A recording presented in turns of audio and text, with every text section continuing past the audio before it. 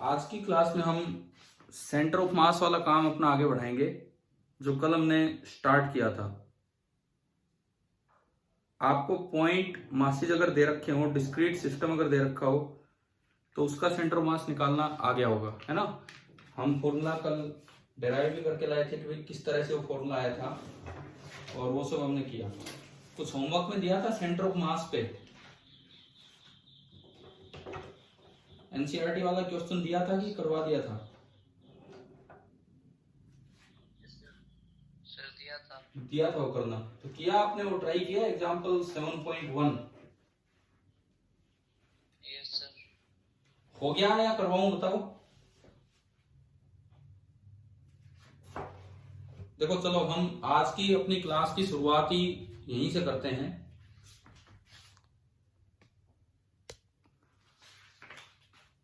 हम शुरुआत ही इससे कर रहे हैं कि एनसीईआरटी एग्जांपल 7.1 इस सवाल से।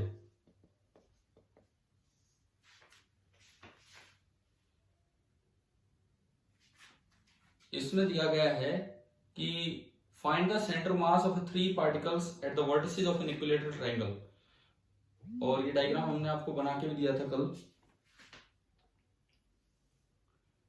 एक इक्विलेटरल ट्रायंगल है जिसके तीनों एंगल 60-60 डिग्री के हैं। 3 मासेस रखे हुए हैं, 100 ग्राम, 150 gram and 200। This is 100 gram, this is 150 gram and this is 200 ग्राम। अब जब भी आपको सेंटर मास लोकेट करना हो तो एक एक्सिस सिस्टम तो मानना पड़ेगा। तो उसके लिए इस सवाल में बोला कि इसको मान लो ओरिजिन, इनको ज्वाइन करने वाली लाइन को मान लो एक्स एक्सिस और वाई एक्सिस जो होगा वो इसके परपेंडिकुलर होगा। अब सेंटर मास तो तब लोकेट होगा जब आपको तीनों की पोजीशंस पता हो। तो भाई इस पॉइंट की पोजीशन क्या है? 0 0। ठीक है, ये इक्विलेटरल ट्रायंगल की लेंथ आपको दी है 0.5 मीटर।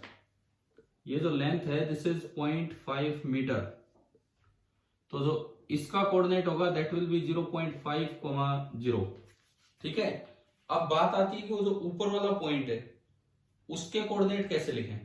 तो थोड़ा सा आपको ज्योमेट्री का यूज करना होगा उस तीसरे पॉइंट के कोऑर्डिनेट लिखने के लिए।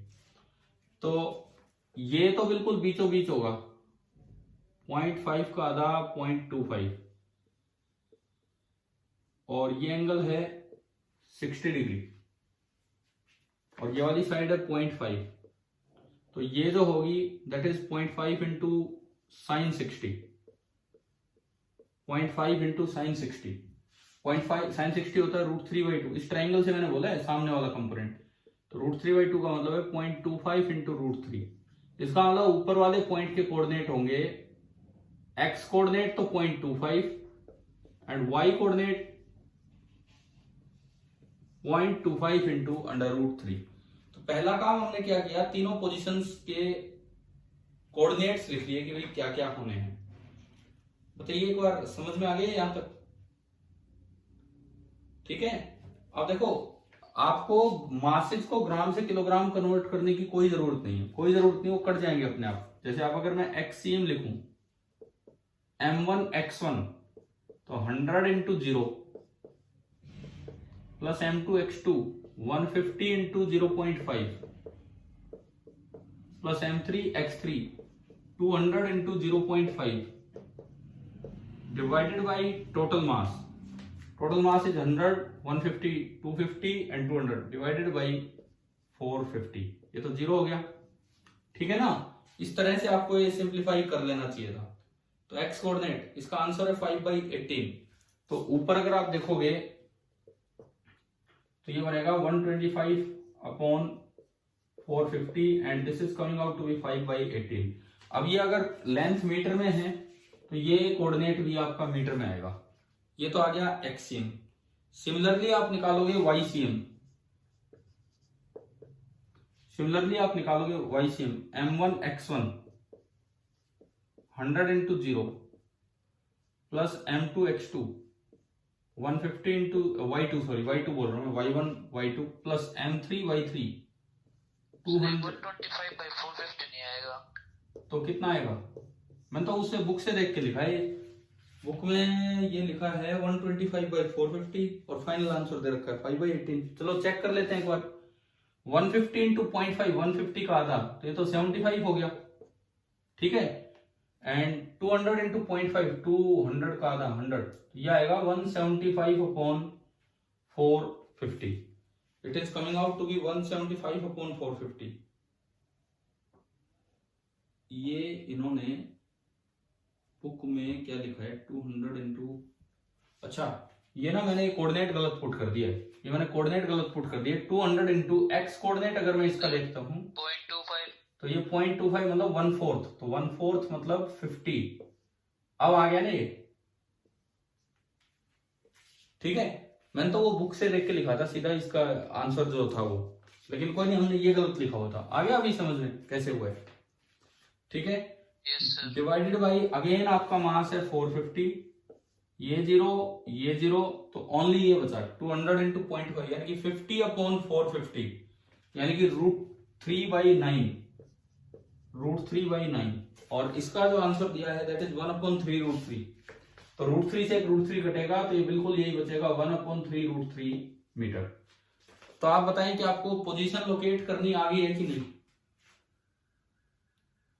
बताओ भाई। सेंटर ऑफ मास की पोजीशन लोकेट करनी आ गई इस सवाल में भी, ठीक है। तो ये तो हमने डिस्क्रीट पार्टिकल सिस्टम लिया।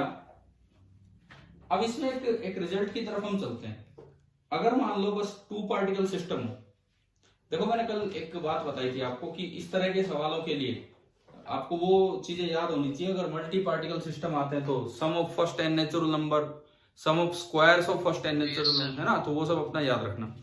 दूसरी बात, कल की क्लास में शुरुआती 1 घंटा हमने सेंटर ऑफ मास को जानने में लगा दिया कि सेंटर ऑफ मास का मतलब क्या है।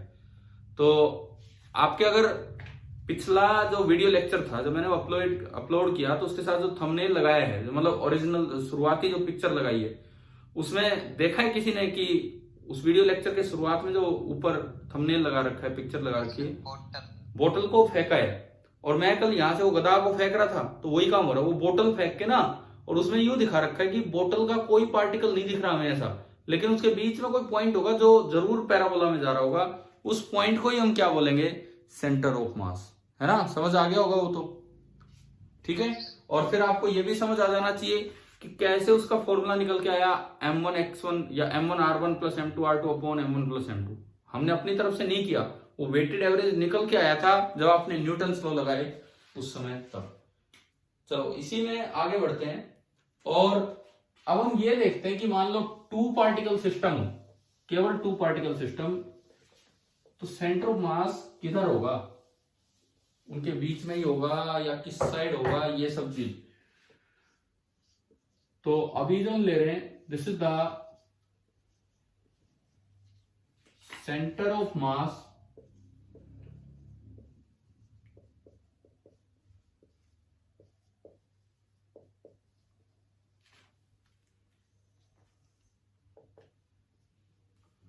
Centre of mass of A 2 particle system. एक 2 पार्टिकल सिस्टम का सेंटर ऑफ मास कहां होगा। सपोज आपको ये दिया गया है कि ये एक पार्टिकल है जिसका मास है m1। क्या जरूरी है कि 2 पार्टिकल एक लाइन पे ही लाई करेंगे, बताओ क्यों भाई। 2 points always lie on a straight line, ये तो जरूरी है, 100% जरूरी है। 2 पॉइंट तो हमेशा एक लाइन पे होंगे। आप एक ना एक लाइन तो ऐसी बना सकते हो जिसपे दोनों पॉइंट होंगे, समझ गए हो, ठीक है। आपको लाइन यूं बना के बैठ जाए और यूं कहे कि नहीं सर लाइन पे नहीं है, तो ऐसा थोड़ी है भाई। मैंने पूछा कि जरूरी है कि 2 पार्टिकल एक स्ट्रेट लाइन पे लाई करेंगे, हमेशा बिल्कुल लाई करेंगे। एक ना एक लाइन तो आपको ऐसी मिलेगी, तो आप क्या करो, सबसे पहले वो लाइन ज्वाइन कर लो, सबसे पहले वो लाइन ज्वाइन कर लो और दोनों के बीच का सेपरेशन मान लो कितना है r। मुझे इसका सेंटर ऑफ मास लोकेट करना है, तो मैंने क्या किया, देखो बेस्ट तरीका, इन दोनों को ज्वाइन करो, किसी एक को मान लो ओरिजिन और इस लाइन को मान लो एक्स एक्सिस और उसके परपेंडिकुलर चाहिए हो वाई एक्सिस। इससे ना कोऑर्डिनेट लिखने बड़े आसान हो गए। जो ओरिजिन पे बैठा है उसके कोऑर्डिनेट तो 0 0 और इसके कोऑर्डिनेट r0। अब सेंटर ऑफ मास होगा तो इसी लाइन पे ही कहीं ना कहीं, क्योंकि आउटर बाउंड्री से एनवलप से बाहर तो जा ही नहीं सकता है। तो यहां से अगर मैं एक्सीएम निकालूं, एक्सीएम क्या फॉर्मूला बनेगा एक्सीएम का, m1 into x1 0 plus m2 into x2 r divided by m1 plus m2, m1 x1 plus m2 x2 divided by m1 plus m2। तो एक्सीएम निकल के आ गया m2 into r upon m1 plus m2। अब मान लो centre of मास कहीं यहां कहीं है, कहीं भी है, दिस इज सेंटर ऑफ मास। मैं कहता हूं उसकी इससे दूरी तो r1 है और इससे दूरी है r2, एक से दूरी r1 है और एक से दूरी है r2, ये हमने माना है। अब इसमें देखिए r1 कितना होगा, क्या एक्सीएम r1 है कि नहीं है, बताओ डायग्राम देख के। क्या एक्सीएम r1 है कि नहीं भाई, ये कोऑर्डिनेट r सी, इसका कोऑर्डिनेट है ना बिल्कुल r1 0, यानी कि मेरे पास r1 तो लेंथ आ गई m2 into r upon m1 plus m2। अब बताओ r2 कितना होगा, अगर मैं यहां से देखूं तो मैं r2 को लिख सकता हूं r माइनस r1, r2 को मैं लिख सकता हूं r माइनस r1। तो अगर हम r2 निकालें that is r minus r1 and r1 is m2 into r upon r1 plus r2, ये आया। आपने एलसीएम लिया ना, सॉरी नीचे मैंने गलत लिख दिया, m2 into r upon m1 plus m2, ठीक है ठीक है। आपने एलसीएम लिया m1 प्लस m2,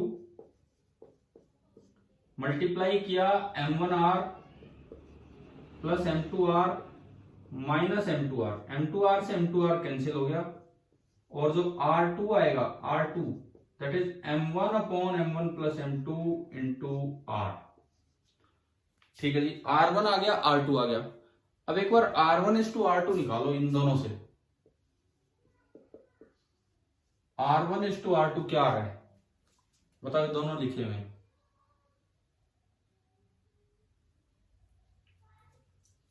क्या आ रहा है बताओ इसको देख के।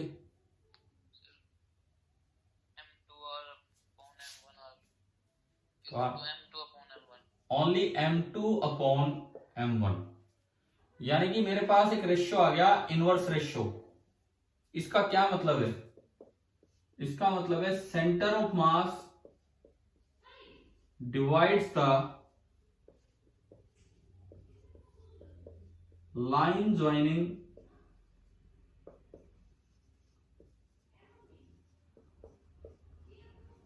the two particles in inverse ratio of their masses।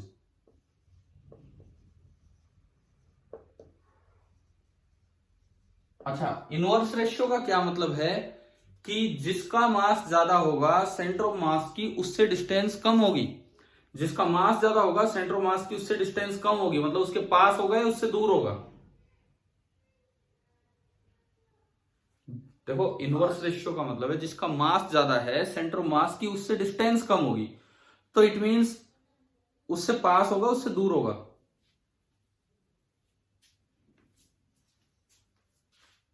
अरे बताओ, पास होगा। पास होने का मतलब ये हुआ कि जो भारी पार्टिकल होगा उसके पास होगा। तो यहां से एक और बात ये हमें पता लगती है कि centre of mass lies nearer to the heavy particle, ठीक है। टू पार्टिकल सिस्टम में आप ये वाली बात याद रखना कि it lies nearer to the heavy particle, इस तरह से होता है। कौन सा पॉइंट, ये लास्ट पॉइंट ये वाला पॉइंट शुरू से ही बताऊं क्या, देखो सुनो, एक बार देख लो आप, ये दो पार्टिकल थे M1 M2, उनके बीच की दूरी थी r, और मैंने माना सेंटर मास कहीं भी है, इससे तो r1 दूरी पे और उससे r2 दूरी पे। तो इसको लोकेट करने के लिए मैंने एक पार्टिकल को ओरिजिन मान लिया, इनको ज्वाइन करने वाली लाइन को x एक्सिस और उसका परपेंडिकुलर आपने मानी y एक्सिस। ठीक है, अब मैंने कोऑर्डिनेट लिखा है, M1 ओरिजिन है तो M1 के कोऑर्डिनेट 0 0, M2 कहीं इधर है तो M2 के कोऑर्डिनेट हो गए r0। ठीक है, अब एक्सीएम कल जो फॉर्मूला पढ़ा उससे निकाला, M1 x1 plus M2 x2 upon M1 plus M2, तो M1 into 0 plus M2 into r upon M1 plus M2, तो ये आपका हो गया M2r upon M1 plus M2। क्या ये समझ में आया कि नहीं, एक्सीएम कैसे निकालना? क्या कह रहे हो, आ गया यहां तक क्लियर? ठीक है, अब एक्सीएम ही R1 है, क्योंकि R1 दूरी ओरिजिन से है, तो एक्सीएम ही R1 है, तो इसको मैंने R1 बोल दिया। क्लियर है? यहां से यही तो एक्सीएम होगा, ओरिजिन से R1 डिस्टेंस दूर। फिर मैंने R2 निकाला, R2 होगा R माइनस R1 या R माइनस एक्सीएम, तो वो मल्टीप्लाई एलसीएम अगर लेके किया और वो ये आ गया।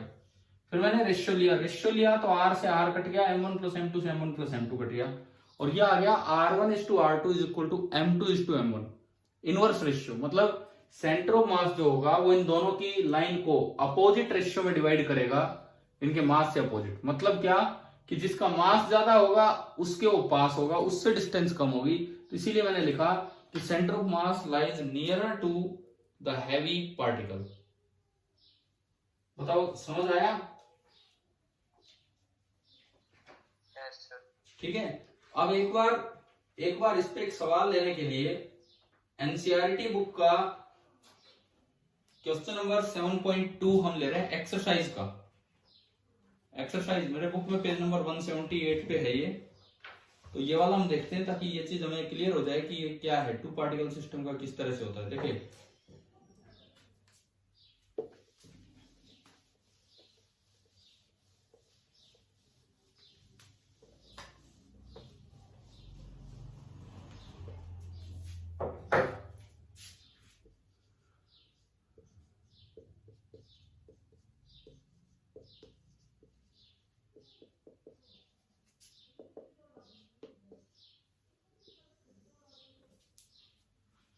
एनसीईआरटी एक्सरसाइजेज 7.2, ये वाला क्वेश्चन हम देखते हैं। क्या लिखता है, in the HCl molecule the separation between the nuclei of two atoms is about 1.27 angstrom. एक एंगस्ट्रॉम का मतलब आपको पता होगा 10⁻⁻10 मीटर।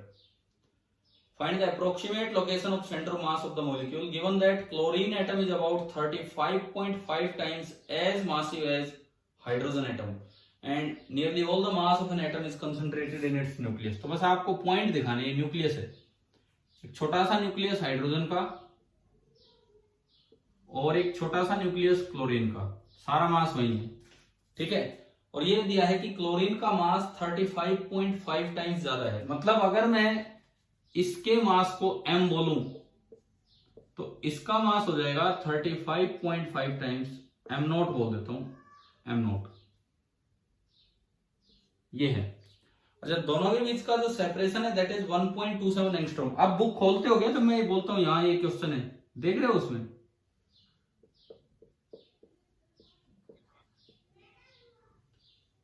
हाँ भाई बताओ, बुक से पढ़ते हो ये सवाल जब मैं करवा रहा हूं यहाँ पे? तो बुक ही नहीं है, कोई बात नहीं, तो देख लो इधर, ये R है 1.27 एंगस्ट्रॉम, बुक खरीद लो यार एनसीईआरटी वाली। तो अब ये पूछता है find the approximate location of centre mass of the molecule.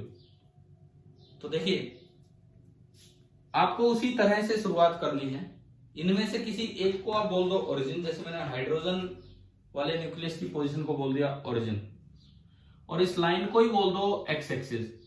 अब कोऑर्डिनेट लिखो, ये ऊपर मान लिया वाई एक्सिस, तो ओरिजिन हाइड्रोजन के तो कोऑर्डिनेट 0 0 और क्लोरीन के हो जाएंगे, एंगस्ट्रॉम में चलने दो कोई दिक्कत ही नहीं, 1.27 एंगस्ट्रॉम एंड 0।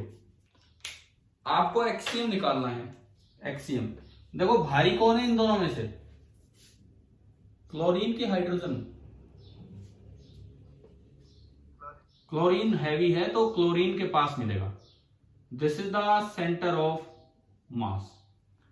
मैंने माना ये दूरी है, एक्सीएम ही बोल देता हूं, R1 बोलो चाहे कुछ बोलो, एक्सीएम। तो एक्सीएम का आपने फॉर्मूला लगाया m0 into 0 m1x1 plus 35.5 m0 into x2 1.27 angstrom में चलने दीजिए इसे, डिवाइडेड बाई दोनों का सम 36.5 m0।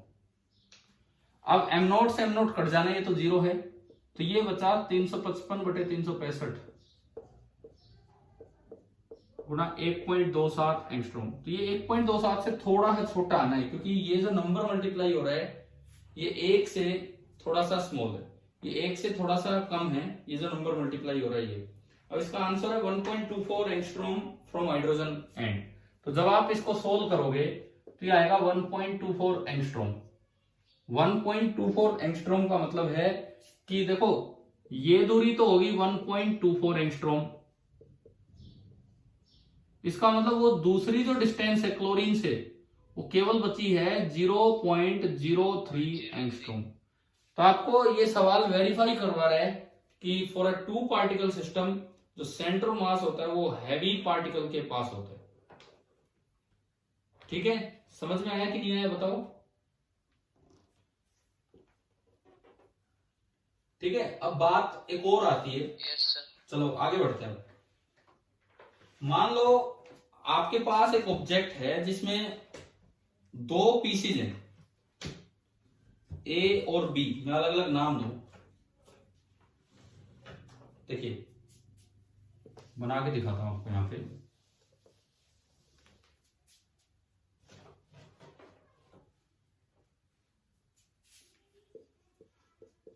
लेट एन ऑब्जेक्ट, ये हटाता हूं मैं एनसीईआरटी का, ये तो हो गया है।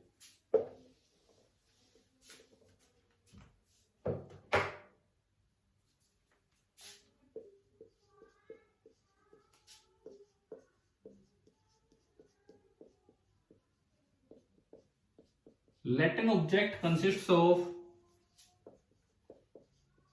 2 pieces A and B।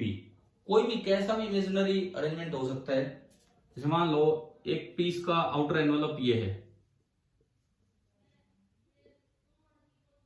एक पीस का आउटर एनवेलप ये है, ठीक है, एक पीस का आउटर एनवेलप ये है। कैसा भी, मैं तो रैंडम बोल रहा हूं, इस तरह का। एक को हमने ए बोल दिया, एक को हमने बी बोल दिया, और दुनिया भर के पार्टिकल्स हैं। ए में भी काफी पार्टिकल्स हैं, बी में भी काफी पार्टिकल्स हैं। मतलब अगर मैं बात करूं, ये अलग अलग दुनिया भर के पार्टिकल्स हैं, ए में भरे पड़े हैं, और इन सभी पार्टिकल्स के मासेस का जो सम है दैट इज ma। ऐसे ही बी में भी दुनिया भर के पार्टिकल भरे पड़े हैं, और इन सभी पार्टिकल्स के मासेस का सम है mb। अब आपको सेंटर मास लोकेट करना है। सपोज एक बार सवाल आ जाए कि खाली ए का लोकेट करो, खाली ए का।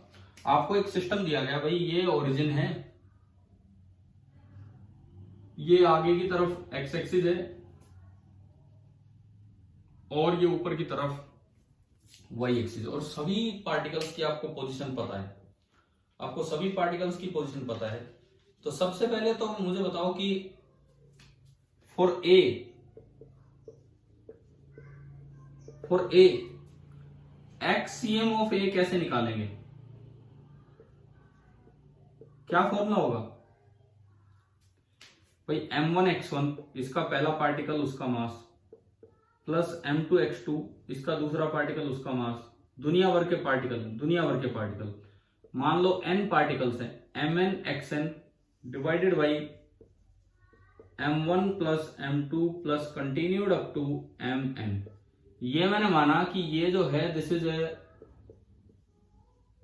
n पार्टिकल सिस्टम जिनके की पोजीशंस थे x1 x2 x3। आप ये बताओ एक्ससीएम ऐसे निकालोगे ना इसका, तो सेंटर ऑफ मास,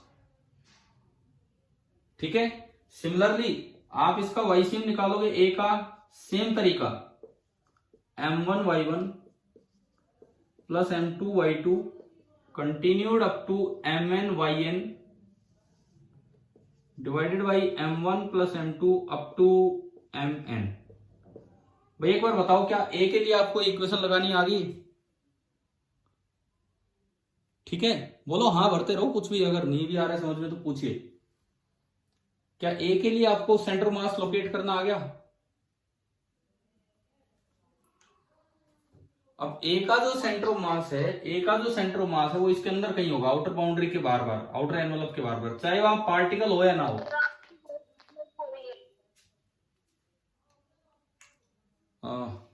क्या करूं मैं तो इसमें लिख रहा हूं बस, अगर आवाज क्लियर नहीं आ रही है तो और तो कोई ऑप्शन ही नहीं है मेरे पास। क्या आवाज किसी को भी नहीं सुनाई दे रही है? No sir. क्या कह रहे हो, आवाज नहीं समझ नहीं आ रही क्या आवाज?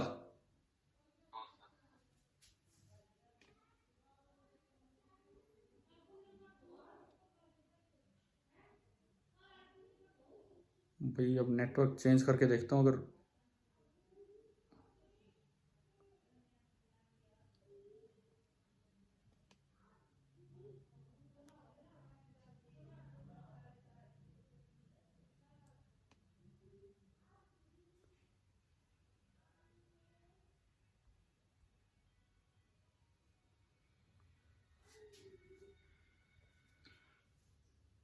अभी हम इसमें एन पार्टिकल सिस्टम में एक बार हम ये देख रहे हैं कि अगर दो पार्टिकल्स के, एक ऑब्जेक्ट में अगर दो पीसीज हैं तो उसमें अलग अलग सेंटर ऑफ मास निकालने का क्या फायदा है कॉमन सेंटर ऑफ मास तक पहुंचने के लिए। ये चीज हम देख रहे हैं कि इसमें क्या करना होगा।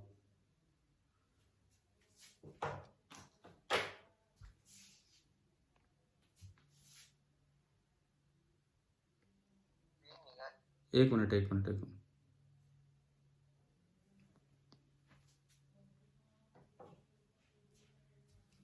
अभी स्क्रीन दिख रही है यस सर। और अब आवाज कुछ फर्क है पहले से? No sir. तो यार अब तो कोई ऑप्शन ही नहीं है फिर इसका। मैं तो जो पॉसिबल हो सकता था वो किया, और इसमें मुझे लग रहा है स्क्रीन भी क्लियर नहीं आ रही। पढ़ाते सर जितना समझ में आएगा, बाद में वीडियो देखना। अब वीडियो देख लेना यार आप लोग, एक ही बात है, रोज वीडियो डाल तो रहे हैं। अब स्क्रीन नहीं दिख रही ना आपको? अभी दिख रही है सर। दिख रही है अभी स्क्रीन? चलो देखो तो सुनो, समझो इसको। ये आपका फॉर ए हमने लगाया, फॉर्मूला लगाया, ए के अलग अलग पार्टिकल्स थे, एन पार्टिकल सिस्टम माना। ऐसे ही बी को मैं मानता हूं एन डैश पार्टिकल सिस्टम।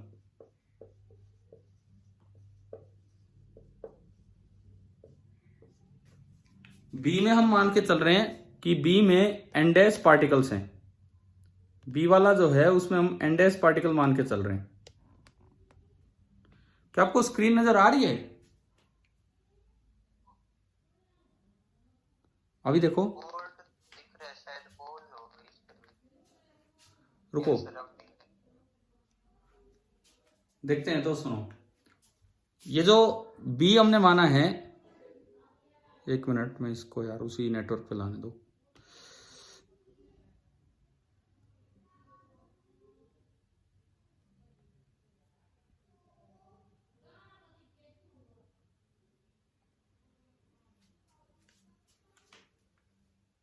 देखिए फॉर ए हमने फॉर्मूला लगाया, और ए के लिए इन जनरल किसी भी पोजीशन की कोई भी ith पार्टिकल था उसके कोऑर्डिनेट माने एक्स आई वाई आई, x1 y1 x2 y2। तो ये आपने एक्सीएम लिखा और वाईसीएम लिखा, और मान लो आपने लोकेट कर लिया और ये निकल के आ गया सेंटर ऑफ मास ऑफ ए का सेंटर ऑफ मास यहां आ गया।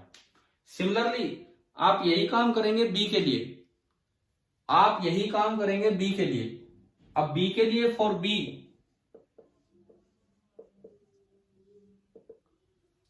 अगर आप लगाते हो तो एक्सीएम फॉर बी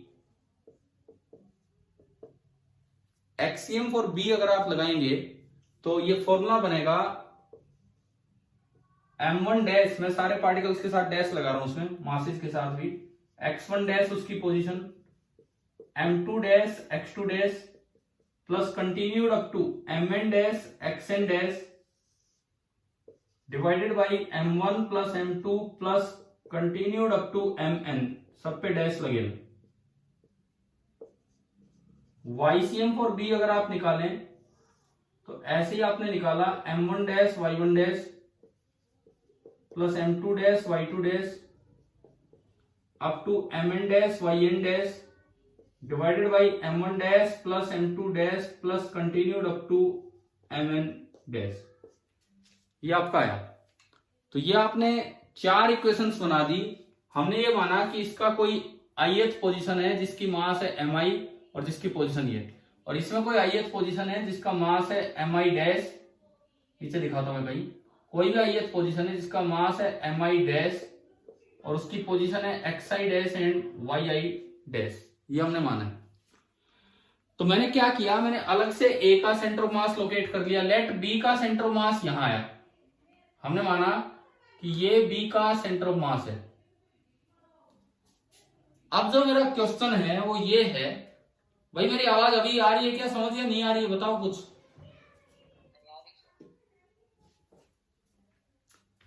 नहीं आ रही, बिल्कुल समझ नहीं आ रही आवाज, नेटवर्क में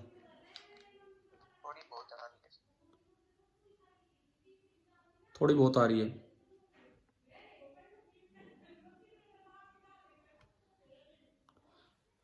चलो, बोर्ड पे मैंने 4 इक्वेशंस लिखी हैं, क्या वो इक्वेशन समझ में आई है आपको? ठीक है। अब सवाल क्या है, सुनो, कि एक ऑब्जेक्ट में 2 पीसेज हैं। आपको एक पीस ए का सेंटर मास निकालना था, आपने निकाल दिया। एक पीस बी का सेंटर मास निकालना था, आपने निकाल दिया। अब बात यह है कि अगर पूरे कंप्लीट ऑब्जेक्ट का सेंटर मास निकालना हो तो क्या मुझे बिल्कुल स्टार्टिंग से चलना पड़ेगा या इन दोनों का मैं फायदा उठा सकता हूं? भाई ये तो सेंटर मास ऑफ ए निकला, ये सेंटर मास ऑफ बी निकला। अब मैं चाहता हूं कि मैं पूरे कंप्लीट ऑब्जेक्ट का सेंटर मास निकालूं, ए प्लस बी का सेंटर ऑफ मास। तो उसमें मैं कुछ इसका बेनिफिट ले सकता हूं या मेरे को फिर दोबारा से इतनी बड़ी इक्वेशन n पार्टिकल इसके और n डैश उसके ये उठाने पड़ेंगे? तो उसको देखते हैं हम। सुनो, उस चीज को समझते हैं। M1 plus M2 plus Mn, ये किसका मास है टोटल? भाई ये टोटल मास किसका है? ये नीचे जो लिखा है ये ए का। तो मैं इसको मिटा के लिख सकता हूं capital Ma, total mass of A. Similarly ये किसका मास है? ये जो लिखा हुआ है ए का, ए के लिए लिखा है ये, इसको भी मैंने लिख दिया Ma। इधर आओ, M1 dash M2 dash Mn dash, ये किसका मास है? बी का। तो मैं इसको मिटा के लिख सकता हूं Mb।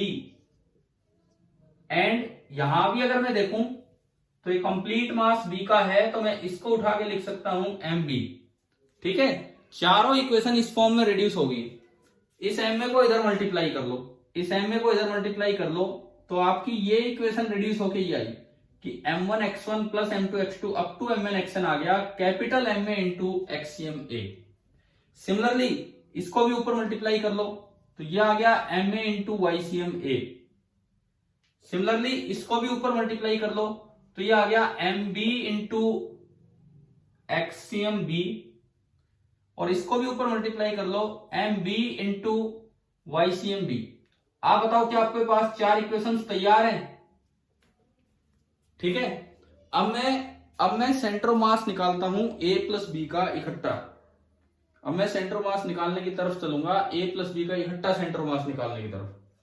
तो अगर मैं अब XCM लिखूं तो देखो n पार्टिकल तो इसके और n डैश उसके, तो भाई ये इक्वेशन स्टार्ट होगी M1x1 प्लस प्लस प्लस चलता रहेगा Mnxn, ये तो ए वाले पार्टिकल हुए, प्लस अब ये इनकी positions M1 dash X1 dash plus plus plus ये चलता रहेगा Mn डैश Xn डैश, ये उनके, डिवाइडेड बाई सबका सम बनेगा M1 plus M2 up to Mn, तो चलेगा ए के लिए, प्लस M1 डैश प्लस ये चलता रहेगा Mn डैश, ये बी के लिए। आप बताओ क्या ये इक्वेशन समझ में आई? इकट्ठा XCM कैसे लिखा जाएगा? हाँ जी भाई बोलिए, एंटायर ऑब्जेक्ट, कंप्लीट ऑब्जेक्ट का XCM कैसे लिखा जाएगा? क्या ये समझ में आया? इसमें n पार्टिकल तो इसके हो गए और n डैश पार्टिकल इसके हो गए, तो सबके लिए आपने वो अप्लाई किया m1 x1 m2 x2। Clear है क्या, समझ में आ रहा है ये? ठीक है, तो अब देखो इसको मैं क्या लिख सकता हूं, इधर से देखो, इसको मैं लिख सकता हूं capital M A into XCM A, और इसको मैं लिख सकता हूं capital M B into XCM B, और इसको मैं लिख सकता हूं एम ए और उसको लिख सकता हूं एम डी। तो मेरे पास एक्सीएम का एक फॉर्मूला आ गया।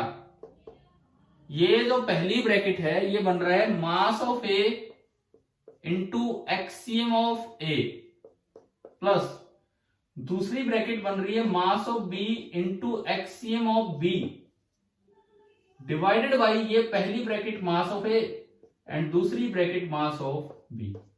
तो ये एक बड़ा अच्छा रिजल्ट हमें मिला। क्या यार, ये तो ऐसा ऐसा आ गया जैसे टू पार्टिकल सिस्टम का कोई फॉर्मूला हो।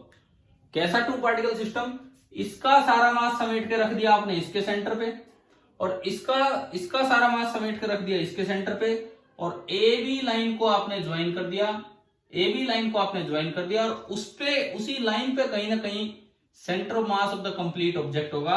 अब अगर आपको एक्सीएम लिखना हो तो m1 ma x1 इसका सेंटर ऑफ मास का coordinate, plus m2 that is mass of b into x2 इसके सेंटर ऑफ मास का कोऑर्डिनेट। मतलब मुझे क्या समझ में आ रहा है, ये पॉइंट हमें ये बता रहा है, ये पॉइंट हमें ये बता रहा है कि भाई अगर कभी एक ऑब्जेक्ट के अंदर दो तीन पीसीज हो और आपको उनका अलग से सेंटर ऑफ मास पता हो, अगर कभी एक ऑब्जेक्ट के अंदर दो तीन पीसेज हों और आपको उनका अलग अलग सेंटर ऑफ मास पता हो, तो सारे उनके मास को आप समेट के उनके सेंटर ऑफ मास पर रख दीजिए और दो तीन पॉइंट पार्टिकल बना दीजिए, और बस फिर उनका सेंटर ऑफ मास जैसे निकालते हैं वैसे निकाल दीजिए।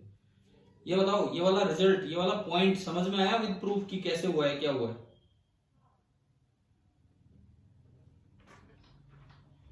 बोलो। सेम यही काम आप वाई में कर सकते हो। अगर मैं वाईसीएम लिखूं, मैं बोर्ड पे क्या लिखूंगा मैं आपको बताता हूं। अगर मैं वाईसीएम लिखूं तो चलो मैं लिख के भी बताता हूं। YCM of entire object, complete object, पहले तो n पार्टिकल्स इसके m1 y1 plus m2 y2 plus mn yn, अभी खत्म नहीं हुए, अब वो डैश वाले चल पड़े। n डैश पार्टिकल उसके m1 dash y1 dash, m2 dash y2 dash, mn dash yn dash, ये सारे पार्टिकल हुए, divided by total mass m1 plus m2 up to mn, इसको अलग ब्रैकेट में कर दो, प्लस अभी और भी चल रहे m1 dash plus up to mn dash. आप फिर से बताओ क्या ये वही फॉर्मूला नहीं आ गया भाई? ये ब्रैकेट यहां से देखो ma into YCM A, plus ये ब्रैकेट यहां से देखो mb into YCM B divided by ma plus mb, यानी कि सेम ऐसा ही फॉर्मूला जो एक्सीएम का आया था वो सेम टू सेम फॉर्मूला आपका बन गया वाईसीएम का, कि वाईसीएम आ रहा है mb into ma into YCM A plus mb into YCM B divided by ma plus mb। तो ये जो छोटा सा प्रूफ है ये आपको क्या सिखा के जा रहा है? ये जो छोटा सा प्रूफ है ये आपको ये बता के जा रहा है कि अगर एक ऑब्जेक्ट के अंदर दो तीन बड़े बड़े पीसेज हैं और आपको उनका सेंटर ऑफ मास पता हो, तो आपको पूरा ऑब्जेक्ट का सेंटर ऑफ मास निकालने के लिए स्टार्टिंग से चलने की जरूरत नहीं है। जिस भी पीस का सेंटर ऑफ मास पता है उसका सारा मास समेट के एक पॉइंट पार्टिकल बना के उसके सेंटर ऑफ मास पे रख दो, ऐसे ही दूसरे, ऐसे ही तीसरा, और फिर दो तीन पॉइंट पार्टिकल बनेंगे और उसका आप सेंटर ऑफ मास आसानी से निकाल ही सकते हो। बताओ, ये आ गया समझ में? ठीक है। और दूसरी बात, अगर कोई सिमेट्रिकल ऑब्जेक्ट हो, यूनिफॉर्म सा ऑब्जेक्ट हो और सिमेट्रिकल हो, बड़ा ऑब्जेक्ट हो, तो ऐसे में उसका जो सेंटर ऑफ मास होता है उसके एग्जैक्ट सेंटर पे होता है, ज्योमेट्रिकल सेंटर पे। अगर एक सिमेट्रिकल ऑब्जेक्ट है, स्फीयर है, बॉल है, या इस तरह के रेक्टेंगल है, तो उसके जो डायगोनल पॉइंट जहां इंटरसेक्ट करते हैं वो, तो उसका सेंटर ऑफ मास वहां है, तो उसका सारा मास आप समेट के वहां रख सकते हो और इस चीज को आप आगे बढ़ा सकते हो। जैसे मान लो मैं एक क्वेश्चन दूं आपको, सपोज इस चीज को अप्लाई करने के लिए एक क्वेश्चन ले रहे हैं हम।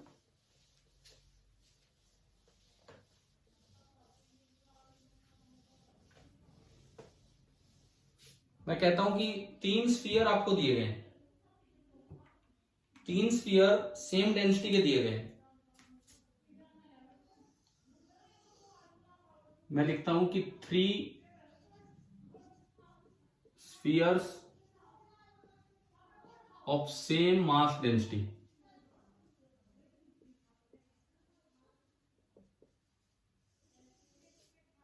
ये है, लेकिन मैं तीनों का रेडियस अलग अलग कर रहा हूं।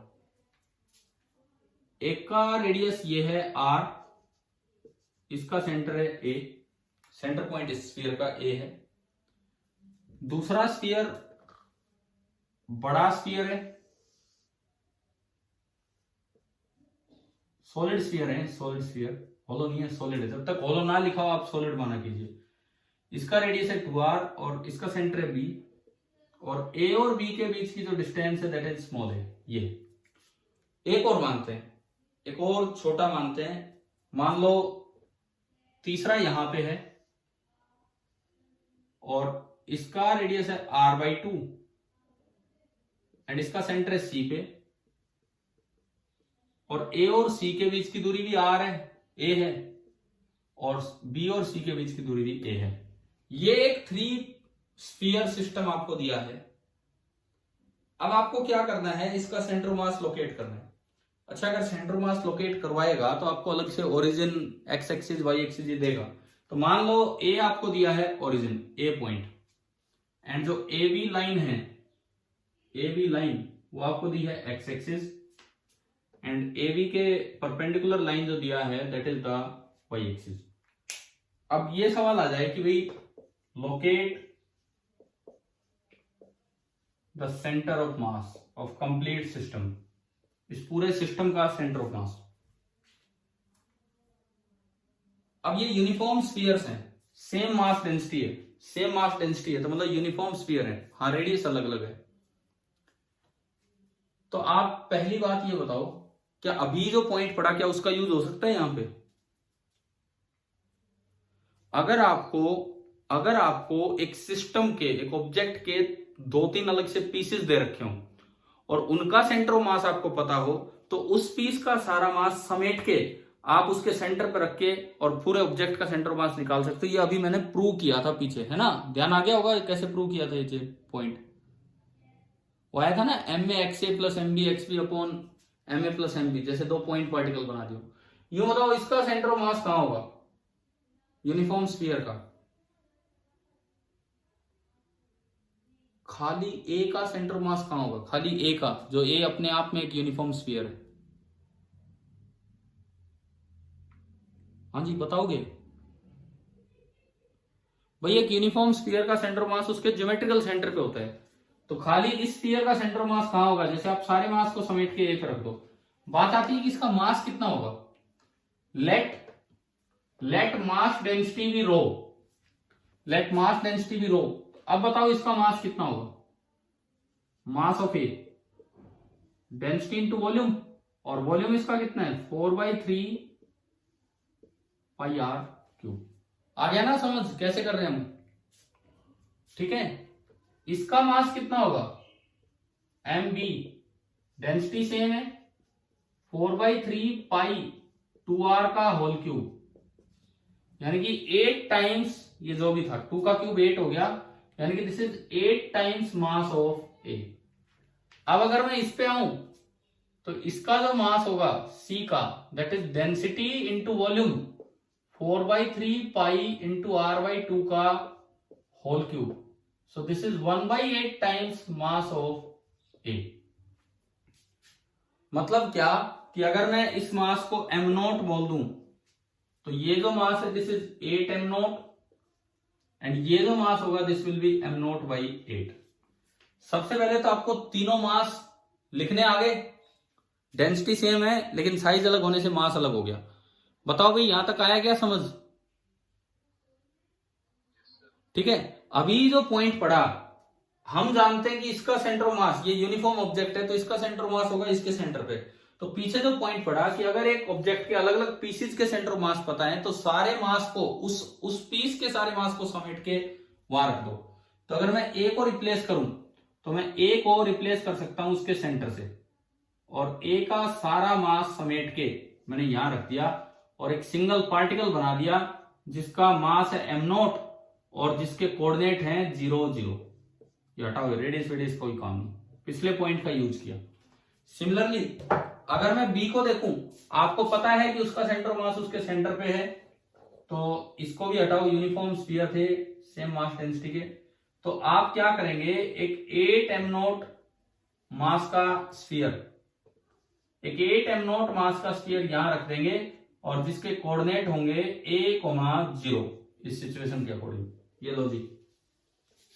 और तीसरा, ये एम नॉट बाई 8 मास यहां रख देंगे सी पे, उसके सेंटर पे। एम नॉट बाई 8 मास यहां रख देंगे सी के सेंटर पे, और इसके कोऑर्डिनेट आज वो एनसीईआरटी वाले क्वेश्चन में हमने बनाए भी थे।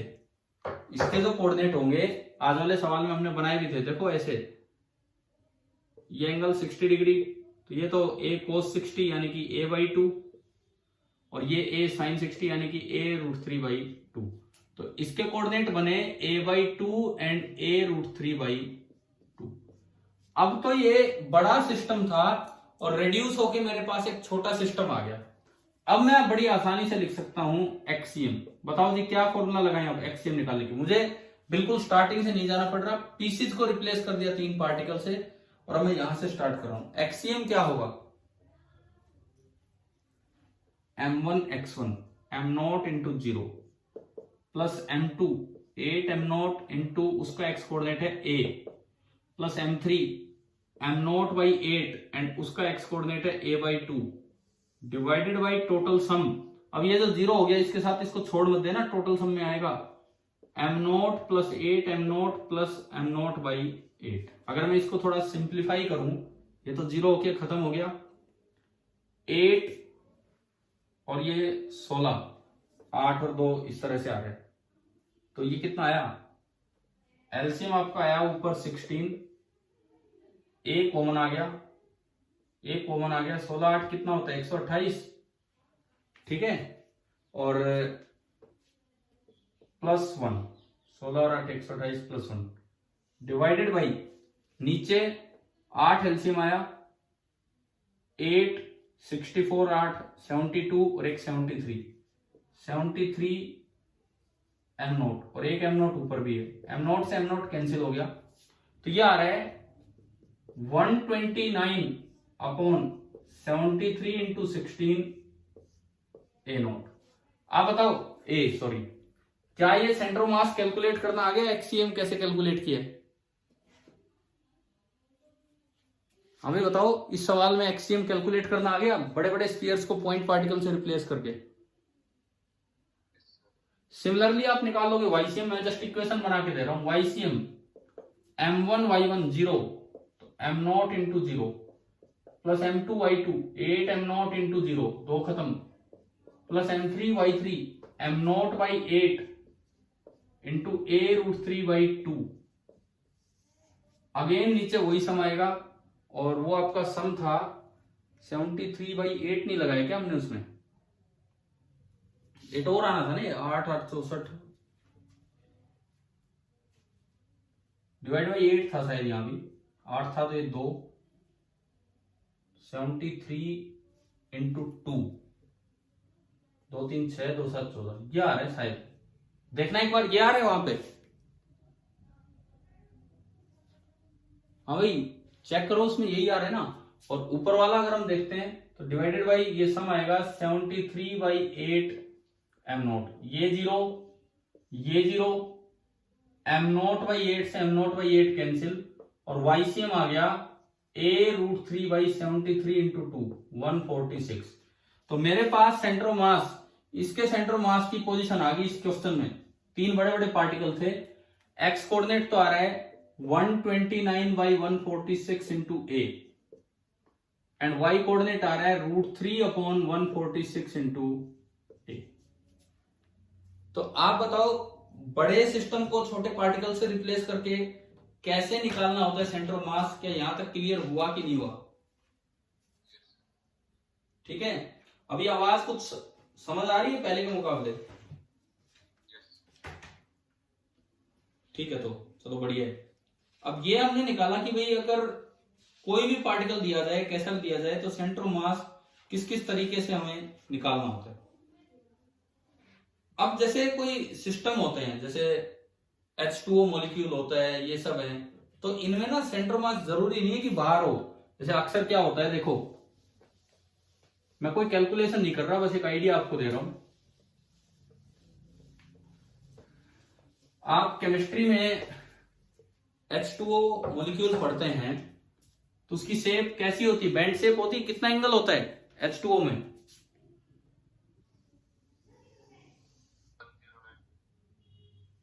ये O का साइज काफी बड़ा होता है H के मुकाबले। ये H एटम, ये H एटम, और ये बीच में O एटम है। ये एंगल नियरली 104 डिग्री के आसपास होता है ना, ये आपका एंगल H2O में। ठीक है, अब देखो इसमें जो फैक्ट है वो सुनो। जो सेंटर ऑफ मास होता है, तीनों को रिप्लेस किया जाता है, तीनों को अपने अपने सेंटर पर रख के। तो इस H को यहां रख दिया जाएगा सारा मास समेट के, इस H को यहां रख दिया जाएगा, एंड इस O को यहां रख दिया जाएगा। O काफी मासिव है as compared to H। O काफी मास है, नियरली 16 टाइम्स हो जाता है एज कंपेयर टू H। तो H और H का सेंटर ऑफ मास तो लाई करता है इनके बिल्कुल बीच में, क्योंकि ये दोनों इक्वल है तो मिड पॉइंट पे लाई करेगा। अब O और इस H का देखो, मान लो इसका मास m है, इसका मास m है, तो O का मास कितने टाइम्स होता है? 16 टाइम्स होता है नियरली। भाई अगर मैं गलत नहीं हूं तो 16 टाइम्स होता है ना O का मास H के मुकाबले। ठीक है, अब सुनो, ये M और M का सेंटर मास बिल्कुल बीच में, तो आपने क्या किया, इन दोनों को समेट के यहां रख दिया 2m, और अगले का है 16m। तो सेंटर मास किसके पास होगा? भाई इन दोनों को मैंने रिप्लेस कर दिया इसके सेंटर मास से। पहले इसको रिप्लेस किया m से, इसको रिप्लेस किया m से, फिर उन दोनों को रिप्लेस किया इससे। अब बताओ 16m और 2m, टू पार्टिकल सिस्टम है, किसकी तरफ होगा सेंटर मास? हैवी की तरफ होगा। ठीक है, हैवी की तरफ होगा, तो इधर की तरफ। तो मतलब मैं ये कह रहा हूं कि जरूरी नहीं है कि जो सेंटर ऑफ मास हो वो बाहर लाई करे। ऐसा हो सकता है इन तीन पीसेज में सेंटर ऑफ मास एक पीस के अंदर आ गया हो, depending on the size and mass, किस तरह से। ठीक है, अक्सर हम बना तो ऐसे देते हैं, ये लो जी, ये लो, ये लो, इस तरह से, लेकिन फैक्ट कुछ और ही होता है कि ये हो सकता है कि इसके अंदर चला जाए इस तरह से। क्लियर है? ये मॉलिक्यूल्स की बात है इस तरह से। अब मान लो एक सवाल मैं लेता हूं कि अगर हम थोड़ा डिस्प्लेस करें, टू पार्टिकल सिस्टम पे एक क्वेश्चन ले रहा हूं। देखिए, एक टू पार्टिकल सिस्टम है, एक का मास है m1 और एक का मास है m2। एक का मास m1 है और एक का मास m2 है, ये आपको दिया गया है। अब मान लो फर्स्ट पार्टिकल को हमने थोड़ा पुश किया towards the centre of mass by a distance d। First particle को मैंने पुश किया towards the centre of mass by a distance d, इधर से। ठीक है, सवाल ये है कि by what distance should the second particle be moved so as to keep the centre of mass at the same position. By what distance, by what distance should the second particle be moved so as to keep the center of mass at the same position। जहां पहले था वहीं रह जाए। अगर मैं m1 को d चला देता हूं टुवर्ड्स द सेंटर ऑफ मास, तो मैं m2 को कितना चलाऊं ताकि वो वहीं रह जाए जहां था। क्वेश्चन आ गया क्या समझ? देखो ये एक बड़ा अच्छा सवाल है, क्योंकि आगे इसी चैप्टर में जब हम मोमेंटम कंजर्वेशन की तरफ चलेंगे तो उनमें ये चीजें आएंगी कि अक्सर ऐसा मोशन होगा कि बाहर से अगर कोई फोर्स नहीं लग रहा है तो सेंटर ऑफ मास जहां है वहीं रहेगा। अब एक को अगर मूव किया गया है तो दूसरे को मूव होना पड़ेगा, तो वहां पे ये चीज काम आएगी। अभी मैं उस टॉपिक पे नहीं गया हूं, लेकिन हमने अलग से मेंशन कर दिया कि सेंटर ऑफ मास वही है। उन सवालों में आपको खुद देखना पड़ेगा कि सेंटर ऑफ मास वहां है। चलिए बताइए कैसे करें इसको, कितना मूव करवाएं।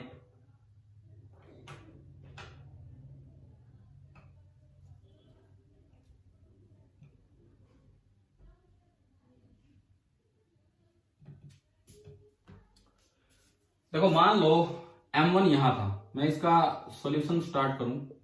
जो m1 की इनिशियल पोजीशन थी उसको मैंने ओरिजिन मान लिया, आगे वाले एक्सिस को मैंने मान लिया एक्स एक्सिस। मुझे नहीं पता m2 कहां पे है, मुझे कोई आइडिया नहीं है m2 कहां पे है। मैंने माना कि m2 यहां पे था, ये m1 था इनिशियल पोजीशन, ये आपका रखा है m2 और ये रखा है m1। तो हमें पता है कि सेंटर ऑफ मास कहां होगा, कहीं इसको इनवर्स रेशियो में डिवाइड कर रहा होगा। Let this distance be r, हमने माना कि ये डिस्टेंस r है, तो इसके कोऑर्डिनेट 0 0 एंड इसके कोऑर्डिनेट r0। बताओ जी एक्सियम अभी क्या आएगा, m1 into 0 plus m2 into r divided by m1 plus m2। यानी कि एक्सियम आपका निकल के आया m2 into r divided by m1 plus m2। ये एक्सियम निकल के आया, जहां भी है मुझे नहीं पता, मान लो m2 बाहरी है, m2 की तरफ हो गया, तो ये आपकी इनिशियल सिचुएशन में एक्सियम निकल के आ रही है और उसकी वैल्यू वो है। बताओ ये स्टेप आया समझ में, पहला स्टेप, ठीक है। इसके बाद है कि आपने इसको थोड़ा डिस्प्लेस कर दिया, तो अब देखते हैं नई सिचुएशन। नई सिचुएशन देखते हैं क्या बनेगी। ये एक्स एक्सिस है, ये ओरिजिन है। अब बताओ m1 की नई नई पोजीशन क्या बनेगी अगर d मैंने डिस्प्लेस कर दिया टुवर्ड सेंटर ऑफ मास, तो m1 के नए कोऑर्डिनेट क्या बनेंगे। मैंने इसको d डिस्प्लेस किया तो m1 के नए कोऑर्डिनेट क्या बनेंगे, d0। आ रहा है ना समझ, ठीक है। हमें बताना है कि m2 को कितना डिस्प्लेस करना पड़ेगा। अब मुझे नहीं पता m2 कहां पे है, m2 की नई पोजीशन मैंने मान ली x2, कहीं भी हो मुझे ये भी आइडिया नहीं इधर करना है उधर करना है, जहां भी करना है। मैंने m2 की नई पोजीशन मान ली x2, 0। m2 की नई पोजीशन मान ली x2, 0। लेकिन सेंटर ऑफ मास तो जहां था वहीं रहेगा, सेंटर ऑफ मास तो जहां था वहीं रहेगा। अब मैं दोबारा से एक्सियम निकालता हूं, इसको मैं x डैश सीएम बोल रहा हूं। m1 into x1, m1 into D plus m2 into x2, पता नहीं वो हमें निकालना है, divided by m1 plus m2। आपने दो बार एक्सियम निकाल लिया, लेकिन क्वेश्चन कहता है कि एक्सियम जहां था वही है, मतलब सेंटर ऑफ मास जहां था वही है। तो आप इन दोनों को इक्वेट कर दीजिए, यानी कि आप इन दोनों को इक्वेट कर दीजिए, तो XCM that is equal to X dash of centre of mass, XCM is equal to X dash CM. आपने इन दोनों को इक्वेट किया तो इक्वेशन आती है कि m2 into r upon m1 plus m2 that is equal to m1d plus m2 x2 upon m1 plus m2। m1 plus m2 से m1 प्लस m2 आपका कैंसिल हो गया, और यहां से अगर आप x2 निकालते हो तो ये घटेगा, तो ये x2 निकल के आ रहा है m2r minus m1d upon m2। ये आपकी नई पोजीशन आ गई x2, ये आपकी नई पोजीशन आ गई है x2। अब देखो कितना शिफ्ट किया, तो उसकी जो शिफ्टिंग है, शिफ्ट ऑफ m2 की जो शिफ्टिंग है that is final position minus initial position, और इनिशियल पोजीशन उसकी r है। तो ये आपकी आई shift of m2 is coming out to be m2r minus m1d upon m2 minus r। LCM लोगे तो M2 एलसीएम आएगा और M2R से M2R कटेगा, तो ये बचेगा -M1/M2 into D. Negative shifting का मतलब है कि उसको पीछे की तरफ आप लेके आए हो। नेगेटिव शिफ्टिंग का मतलब है कि आप उसको पीछे की तरफ लेके आए हो, इधर की तरफ आप लेके आ रहे हो, और ये जो यहां जो पहले था M2, अब अगर मैं उसको इधर की तरफ लेके आया हूं तो ये नई शिफ्टिंग है डी डैश मैंने बोला। तो इसका मतलब जो डी डैश आएगा, D dash, this will be M1/M2 into D. D dash आपका निकल के आया M1/M2 इंटू डी। इससे एक और चीज समझ में आ रही है कि अगर इसको शिफ्ट डी किया, दूसरे को शिफ्ट किया हमने डी डैश, तो जो टोटल शिफ्टिंग होगी, जो टोटल शिफ्टिंग होगी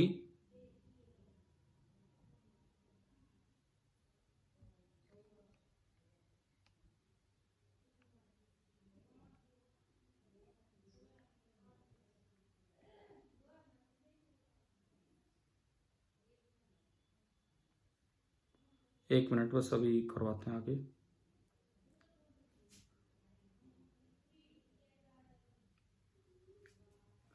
देखिए इससे हमें ये समझ में आ रहा है कि अगर इसको डी शिफ्ट किया तो अगर सेंटर ऑफ मास वही रखना है तो उसको अपोजिट डायरेक्शन में डी डैश शिफ्ट करना पड़ेगा। अगर सेंटर ऑफ मास वही रखना है तो उसको अपोजिट डायरेक्शन में डी डैश शिफ्ट करना पड़ेगा, और वो शिफ्टिंग भी इनवर्स रेशियो ऑफ मास पे डिपेंड कर रही है। आप देखिए, अगर आप उस शिफ्टिंग को देखते हैं, वो शिफ्टिंग खुद इनवर्स रेशियो ऑफ मास पे डिपेंड कर रही है। कैसे?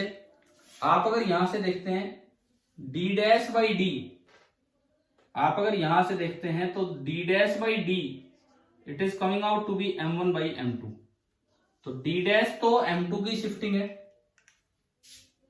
डी डैश तो M2 की शिफ्टिंग है, और डी जो है वो M1 की शिफ्टिंग है। इस तरह से आपने देखा है, डी डैश M2 की शिफ्टिंग है और डी जो है वो M1 की शिफ्टिंग है। देखिए ये अभी थोड़ा सा हो सकता है आपकी क्लास आज थोड़ी डिस्टर्ब रही है due to zoom connection, due to network connection. कोई बात नहीं, मैंने इसको कंटिन्यू किया है, पूरा किया है। अब आप इधर देखो, ध्यान से देखो, ये जो लास्ट आपको रिजल्ट समझ में आ रहा है, लास्ट जो आपको रिजल्ट समझ में आ रहा है वो क्या है कि अगर दो पार्टिकल का सिस्टम है, आखिरी जो रिजल्ट हमें समझ में आ रहा है वो देखिए क्या है। अगर टू पार्टिकल का सिस्टम है और आप सेंटर ऑफ मास वहीं रखना चाहते हो जहां था, तो इस आखिरी रिजल्ट को मैं थोड़ा न्यूमेरिकल वैल्यूज के साथ बताऊं। Let this mass be m and let this mass be 4m। 4m के पास आपका सेंटर ऑफ मास है, 4m के पास आपका सेंटर ऑफ मास है। तो सवाल आ जाए कि मैंने m को शिफ्ट किया बाई कुछ दूरी 16 सेंटीमीटर, तो 4m को कितना शिफ्ट करेंगे सेंटर ऑफ मास वही रहे। तो अगर ये d1 है तो उसकी शिफ्टिंग करनी होगी अपोजिट डायरेक्शन में, वो d2 बोल दो, और d2/d1 इनवर्स रेशियो लेना है M1/M2। d2 उसकी शिफ्टिंग है अपोजिट डायरेक्शन में, तो M1/M2, M1 आपका है m और ये आपका है 4m, यानी कि 1/4। So d2 is equal to d1/4। d2 16 centimetre है तो d1 16 है, तो d2 आपको करना पड़ेगा केवल 4 सेंटीमीटर, केवल और केवल 4 सेंटीमीटर करना पड़ेगा, तब जाके ये बात बनेगी। मतलब हमने ये सीखा कि कैसे वो इनवर्स रेशियो वाली बात इस शिफ्टिंग में भी लगाई जा सकती है, कि किस तरह से हमने आगे बढ़ाया। ठीक है, अब इसके बाद जो आज तो थोड़ी नेटवर्क प्रॉब्लम रही है, कल अगली जो क्लास होगी उसमें हम कंटिन्यूअस मास डिस्ट्रीब्यूशंस का सेंटर ऑफ मास निकालने की कोशिश करेंगे। आज हमने कंप्लीट किया है point particle system, discrete point particle system, और लास्ट में शिफ्टिंग वाला बताया कि हमने पढ़ा टू पार्टिकल सिस्टम है, उसका जो सेंटर ऑफ मास होता है, टू पार्टिकल सिस्टम का सेंटर ऑफ मास उसी लाइन पे लाई करते हैं, उन दोनों के बीच में लाई करते हैं, and it divides them in inverse ratio of their masses. लेकिन आखिर में एक और चीज पड़ी, अगर सेंटर ऑफ मास वहीं शिफ्ट रखना चाहते हो, वहीं रखना चाहते हो, शिफ्ट नहीं करना चाहते हो, एक को अगर थोड़ा शिफ्ट किया है टुवर्ड्स द सेंटर ऑफ मास तो दूसरे को भी टुवर्ड्स से लाना होगा, एक को बाहर किया तो दूसरे को भी बाहर, और दोनों की शिफ्टिंग का जो रेशियो है वो भी inverse ratio of their masses है। अगर अगर आप सेंटर ऑफ मास को वहीं चाहते हैं तो। ठीक है, तो कल हम कंटिन्यू करेंगे अपना कंटिन्यूअस मास डिस्ट्रीब्यूशन वाला सिस्टम। Thank you.